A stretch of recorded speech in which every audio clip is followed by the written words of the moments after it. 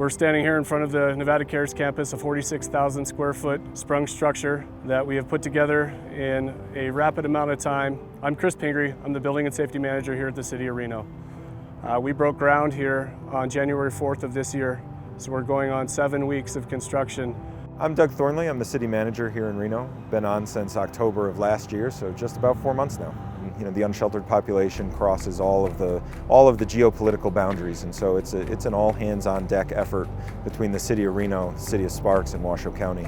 Back in November of last year, the governing bodies of those entities put into action a series of decisions that let us move really quickly on this campus. So we acquired the Governor's Bowl property from NDOT, and we acquired the immediately adjacent former Wells Cargo site from the Wells family. And that's allowed us to assemble enough space where we can both shelter and provide those critical wraparound services in one location. The Nevada Cares campus is located on East 4th Street, near where our two major freeways, I-80 and I-580, converge. The east portion of the property will be for the shelter, and the west portion will be for transitional housing. The focus of Phase 1 of this project addresses our emergency sheltering needs. Right now, we're focusing on 15 acres, 10 acres for homeless services and 5 acres for future transitional housing through a partnership with the Reno Housing Authority. In 2020, our point-in-time count for the unsheltered population, that includes folks who are living in shelters or outside, exceeds 900, and that number is only going up in 2021. That's a trend nationally. The Nevada Cares campus will include a low barrier shelter, and so that will ideally help some of the folks who don't have a place to go right now. So couples, unmarried couples, folks with pets, certain other constituencies will find service here where previously those services had not been available.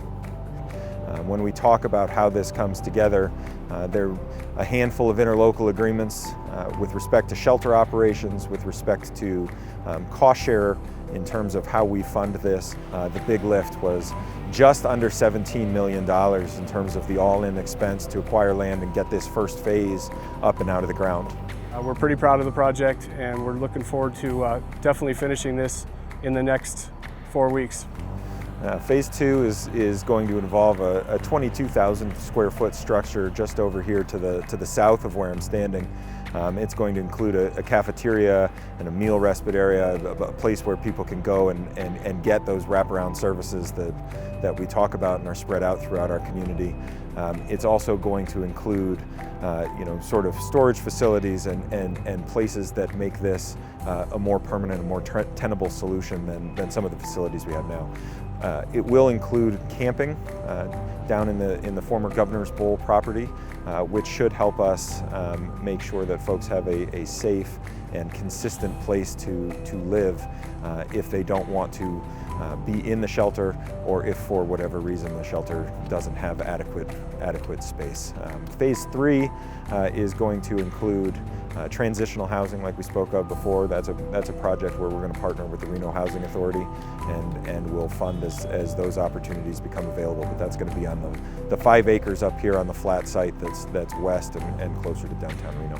We've been incredibly fortunate that multiple entities have stepped forward and offered their support. The governor, NDOT, the governing bodies of the local jurisdictions, Herb Simon and the Reno Aces, the Wells family. The list goes on and on and on, but it really does show what type of community we have here and how we all rally and pull together so that we can take care of each other. This is an opportunity for us to come together as a community and provide services and provide space and make sure that we are aware of and taking care of our most vulnerable populations.